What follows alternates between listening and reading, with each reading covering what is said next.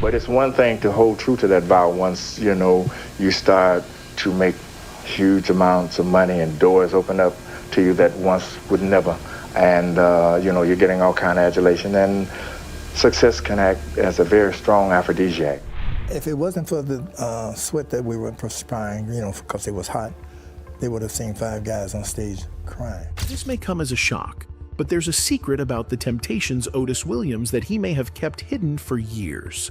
So, what are these supposed secrets? It starts with David Ruffin's drama, demanding special treatment, wanting to rename the group, and battling a serious drug problem.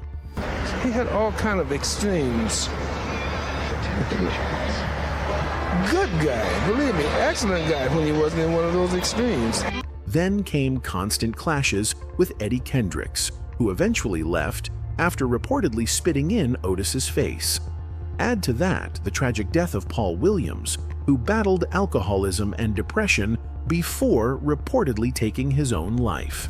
Paul did more harm to himself than he ever did to the Temptations. In fact, he never did any harm to the Temptations. He did it more to himself.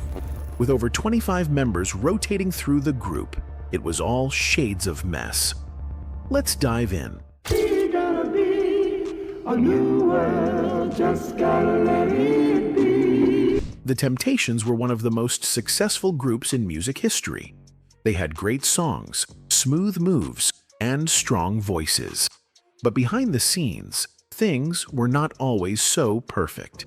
There were many fights, hurt feelings, and personal problems. These issues caused big problems in the group over the years. Some members left, some were fired, and some sadly passed away. Here is a simple look at the many problems the group faced, starting with David Ruffin.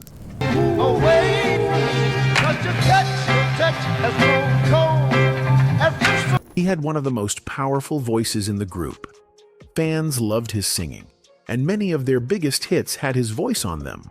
But David started to act like he was more important than the rest of the group. Okay, my question is to Otis. Why was David Ruffin fired from the Temptations? He wanted special treatment and often acted like a star. He even asked the group to change their name to David Ruffin and the Temptations. This made the others very upset. David also stopped traveling with the group and made demands that caused stress.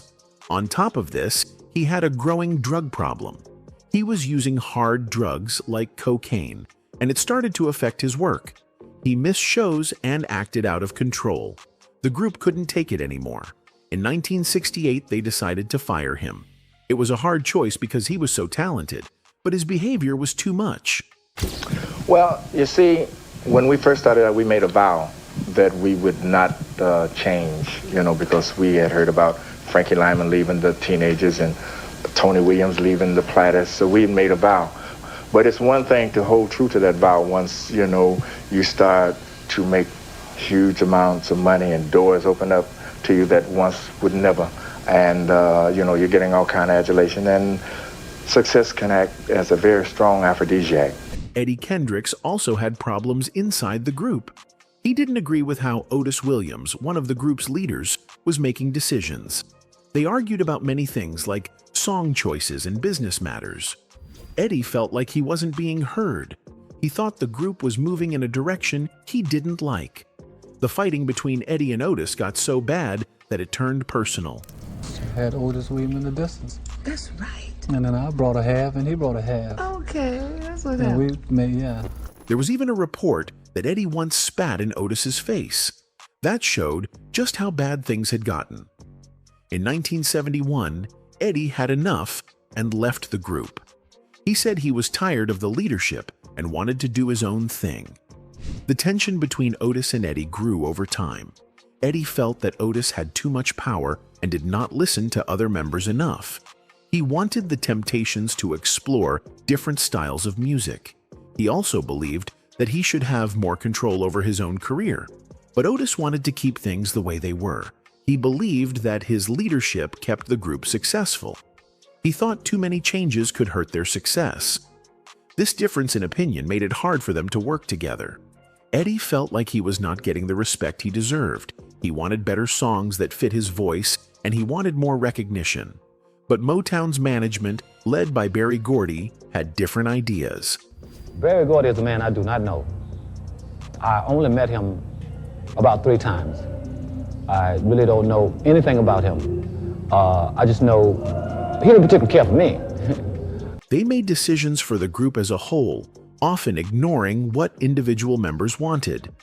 Eddie did not like that. Motown was a strict company. Berry Gordy controlled almost everything. He told artists how to dress, how to act, and even what songs to sing. Some artists followed his rules without question. But Eddie was different. He grew up in Alabama, where people stood up for themselves. And he's from Michigan, and maybe people out of Michigan, Alabama, are not supposed to talk back. But when I leave Alabama, that's all they tell you, not to talk back. So when I leave, I intend to speak my piece. He was not afraid to speak his mind, and he did not like being told what to do all the time. He wanted to have more freedom as an artist. He wanted to make decisions about his own career. This attitude caused problems between him and Gordy. Eddie and Berry Gordy never had a close relationship. He didn't really have a lot to do for us, because we already kind of knew where we were going or what we wanted. We knew we wanted to record. We knew we already could perform, and that is what we did. Eddie said he did not know Gordy very well, but he could tell that Gordy did not like him. The reason was simple. Eddie did not just go along with whatever Gordy said. He questioned things. He wanted to have a say in the music he made. He was not afraid to speak up when something didn't feel right.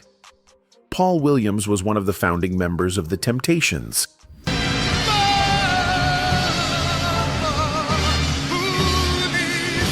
He had a lot of talent and helped shape the group in the early years. But Paul had a tough life. During their earlier days as a group, Paul Williams was the only member of the Temptations who abstained from alcohol consumption. He would, in fact, lecture his bandmates about ruining their health whenever he'd catch them covertly drinking. That's why it's tragically ironic that Williams descended into alcoholism as the Temps began to enjoy massive success as one of Motown's most popular acts.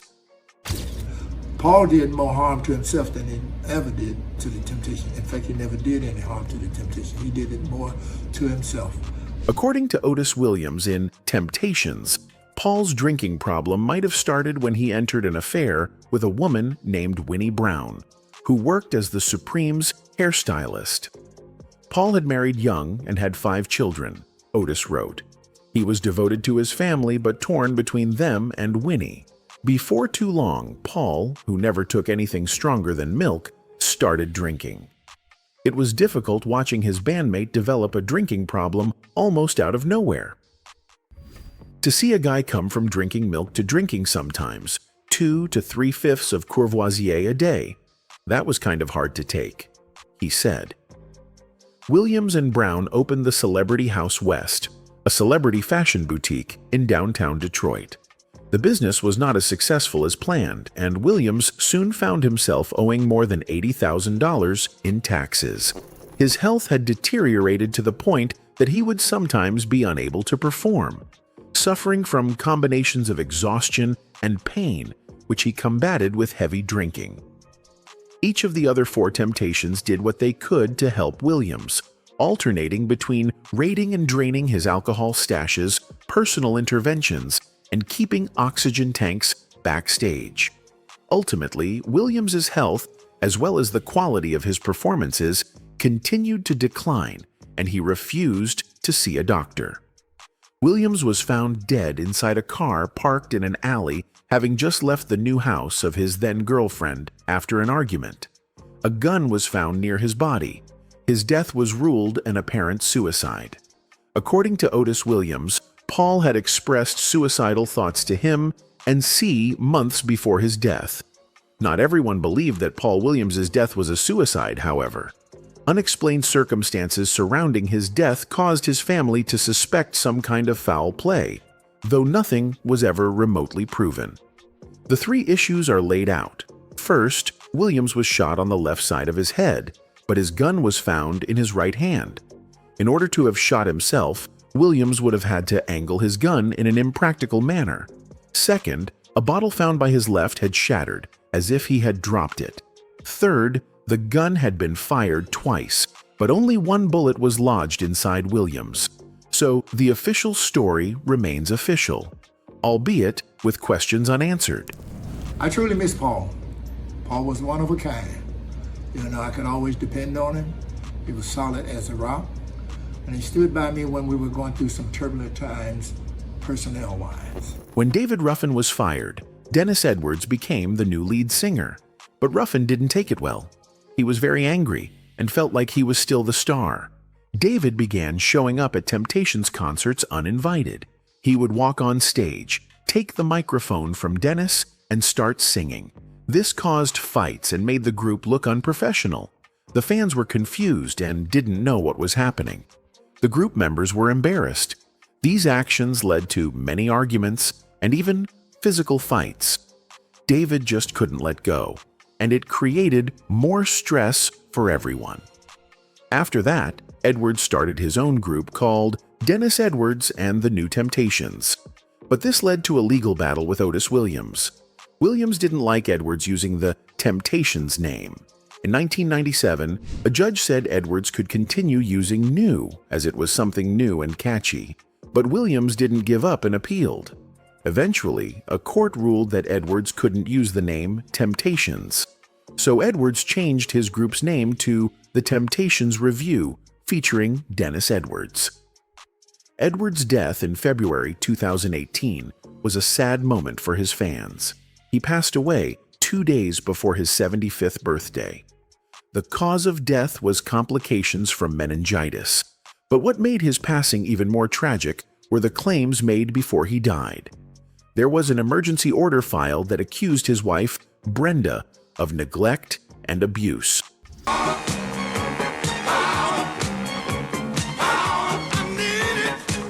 Over the years, more than 25 different people were part of the Temptations. This constant change made it hard for the group to keep the same sound and feel. Each new member brought something different, but it also caused problems.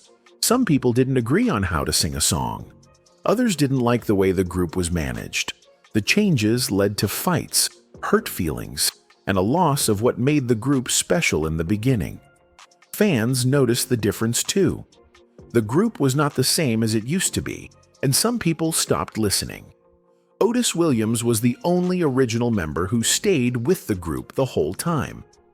Some people saw him as a strong leader, but others thought he was too controlling. Some former members and their families said Otis was only thinking about money. They believed he wanted to keep the name going so he could make more money, even if it meant pushing others out.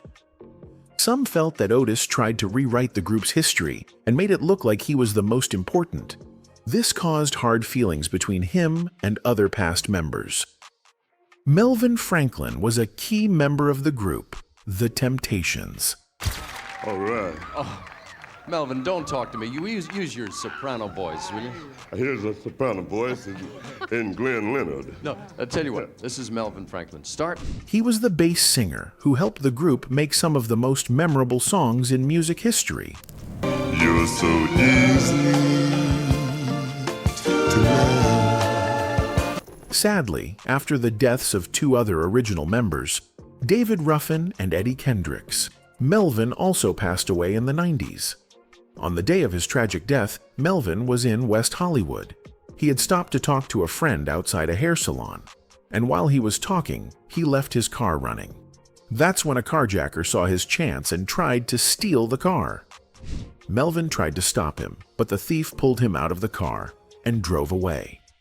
During this struggle, Melvin was shot in the hand and leg. The carjacker didn't seem to recognize Melvin as part of the Temptations, but once he realized who he was, he still kept going with the robbery.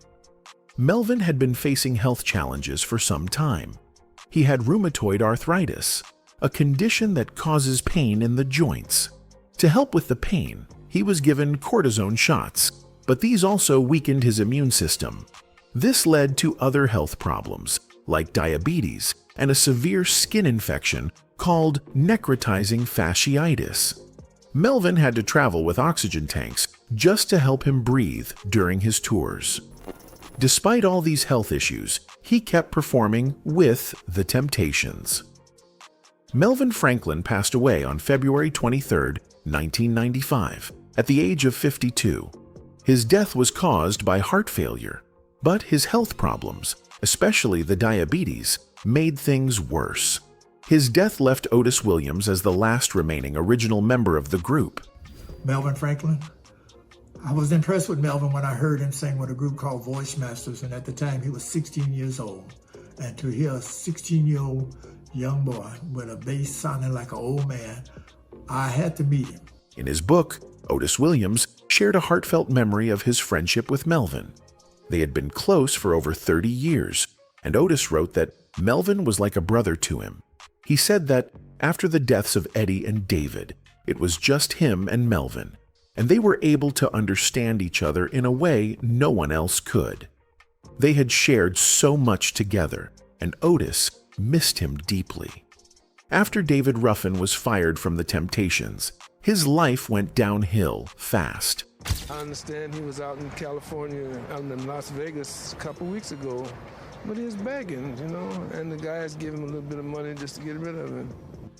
He couldn't stop using drugs and got arrested many times. He still tried to make music, but his drug use made it hard. He was in and out of jail and rehab. In 1991, he died from a cocaine overdose. Many fans were sad, but not surprised. People believed he could have had a longer and better career if he had stayed clean. His name will always be remembered, but his drug problems hurt his image. Sure. He had all kind of extremes. Good guy, believe me, excellent guy when he wasn't in one of those extremes. Eddie Kendricks also had a hard life after leaving the group. He had legal problems, including being arrested for not paying child support. He didn't make as much money as he did in the group. In the early 1990s, Eddie got sick with lung cancer. Doctors told him he needed surgery, but he refused. He died in 1992. Some people believe that he might have lived longer if he had chosen to get help. His voice was one of the most loved in the group, and fans still remember him for that.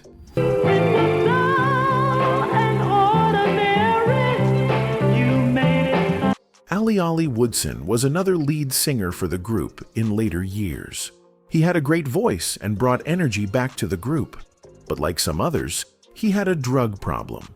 He struggled for many years and finally had to leave the group because of it. Later, he got sick with leukemia. After fighting the disease for some time, he died in 2010. Fans remember him for the joy he brought during his time with the group, even though his life ended too soon. Al Bryant, one of the original members of the Temptations, began to get frustrated as the group's success grew. He didn't like how slow things were moving and started missing practices. He even began having fights with the other members. According to Otis Williams, Al also started drinking more, which made his attitude worse. Things got worse when Al attacked Paul Williams with a beer bottle during an argument. Despite this, Paul convinced the others not to kick Al out of the group, but Al's behavior got even worse. At a Christmas party in 1963, he caused trouble again, and this time, the group decided it was too much. They fired him. Years later, after a show in Detroit, the Temptations ran into Al. He looked very different. His hair was messy, and he had dark circles under his eyes. Otis noticed he seemed very sad. Sadly, Al Bryant passed away on October 26, 1975, at just 36 years old from cirrhosis of the liver. His story was a sad reminder of how a promising career can be ruined by personal struggles. The Temptations also had a strange relationship with another famous Motown group, the Supremes. You got a smile so bright. Sometimes they worked together and seemed to get along, but behind the scenes, it was not always friendly. There were rumors of jealousy, especially because Berry Gordy seemed to favor the Supremes. Diana Ross, the lead singer of the Supremes, got a lot of attention from Gordy, and that made other artists feel ignored. People said that Gordy gave the Supremes more chances, more promotion, and more freedom. This made some Temptations members feel like they were always second best. Even though they were very successful, they did not always feel respected. I can care when we kiss, and the tenderness I miss. Ooh, baby. Touring during the 1960s was hard for black artists. The Temptations faced racism while performing in the southern United States. When we got to the auditorium, there was a rope right down the center of the auditorium. A rope. A rope. Blacks on one side, whites on the other side. That's what the audience looked like back then. Yeah. Wow. They were sometimes not allowed to stay in hotels because of their skin color. Some restaurants refused to serve them. They received death threats just for being black performers in white towns. Even when they were famous, they were still treated badly. Sometimes they had to sleep on the bus or in unsafe places because no hotel would take them. They also had to stay quiet about these things. If they spoke out, they could lose jobs or get hurt. They lived in fear while still smiling on stage and giving the crowd a good show.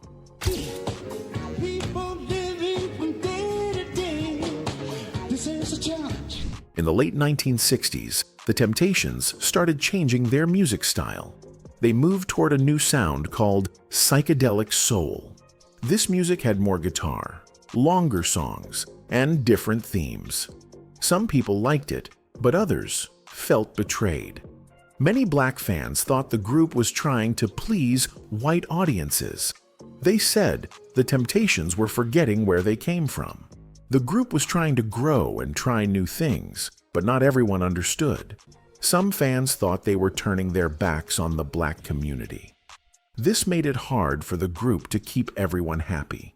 They wanted to stay popular, but they also wanted to stay true to their roots. One of the saddest parts of the Temptations story is the personal lives of the members. David Ruffin, one of the group's lead singers, dated a young singer named Tammi Terrell.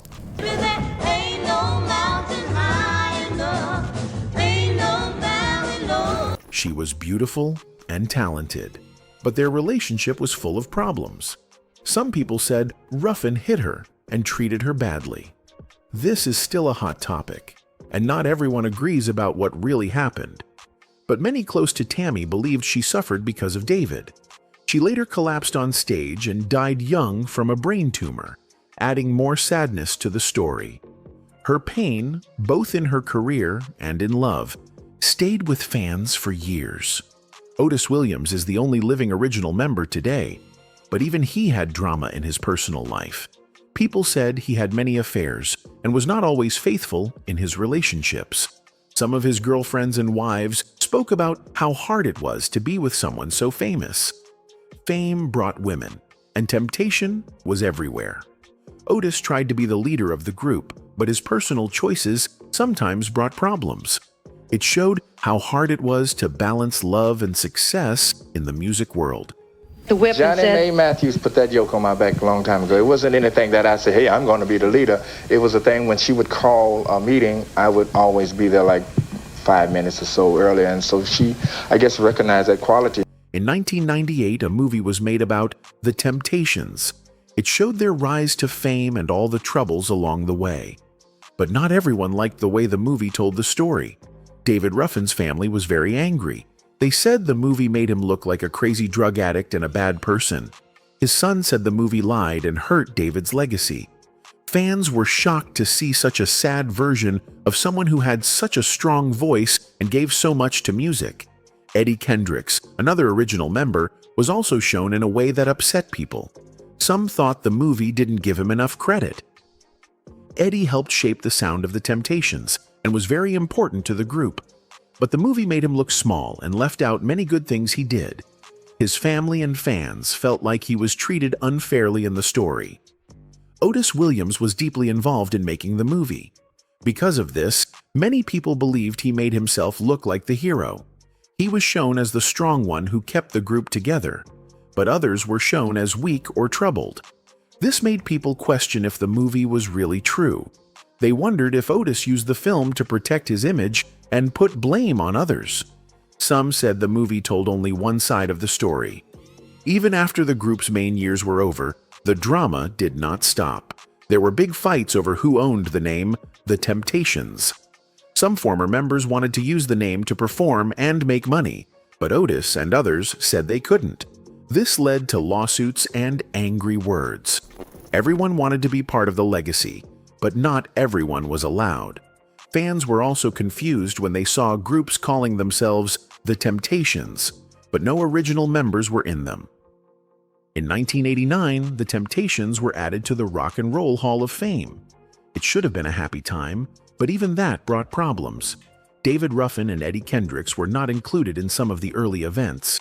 This showed that old wounds still had not healed. There was still anger between the members. Even after all the years and all the success, the group could not fully come together. To make things worse, many fake Temptations groups started touring. These groups used the name but had no real connection to the original members. Some fans felt cheated when they went to a show and didn't see the real voices they loved. The real group tried to stop this with lawsuits, but the damage was done. It became hard to know who the real Temptations were. The story of the Temptations is full of joy and sadness. Their music still touches hearts, but the truth behind the scenes is hard to ignore. They gave the world so much, but they paid a high price. Fame did not bring peace. It brought jealousy, unfair treatment, broken lives, and deep pain. Still, their songs live on, reminding us of their greatness and the struggles they faced just to sing.